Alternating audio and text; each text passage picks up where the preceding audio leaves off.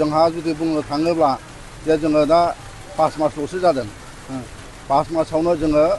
BTC ओनसोलाव हाग्रामा सारनि नेतृत्वआव माने गोबां जोङो लामा दिनैहाय जों मावनो हाबाय दा आसा खालामबावदों बे समा जोंहाथ' अनेक दंबावो गतिके जोङो बिटिसि ओनसोलाव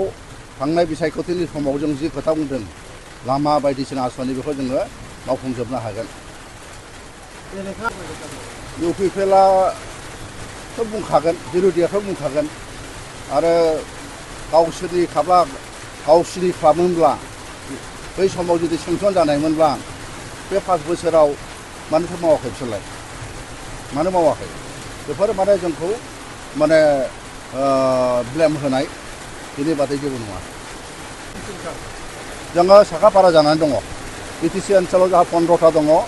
जोंहा टारगेटआ बेनो जों 15टाखौबो जोङो देरहाहोनानै आसामाव जों हरनो नागिरदों जाहाथे आसामावबो जोङो माने जोंनि बे MLAफ्रा थांनानै जाहाथे बेहाय आसामनि खुंथायाव जाहाथे थाफाहैनानै आरो आसामजों लोगोसे जोंहा बिटिसि ओनसोलाव जाहाथे उन्नति खालामनो हायो बिनि थाखाय जोङो सिन्था खालामदों आरो बिनि थाखाय जोंहा हाग्रामा सारा जिखिनि जोंनि बिटिसि ओनसोलाव जे 15टा समस्तियाव जेनाखि देरहाहोनायनि रणकौशल आरो बे हिसाबै बिथाङा खामानि मावगासिनो दं आरो आं सानदों जोंनि बे जेनाखि 15टा जों नाजादों बे 100% जोङो खालामनो हागोन दिनै जोङो सिडनी समस्ति हिसाबै टटेल 26 किल'मिटारनि बाला जोङो दिनैहाय बेखेवबाय आरो बे 26 किल'मिटाराव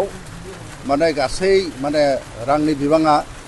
माने 25 कौटिनि बारा जागोन जोंहा समस्ति वाइसै जोङो दिनै खालामदों चिरां दुवार्सआव जों खालामबाय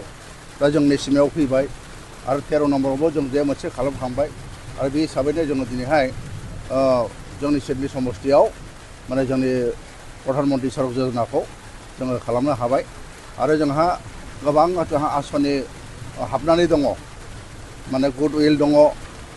ओमफ्राय बिदिनो मा होनना बुङो IBFनि दङ दा गोबां दङ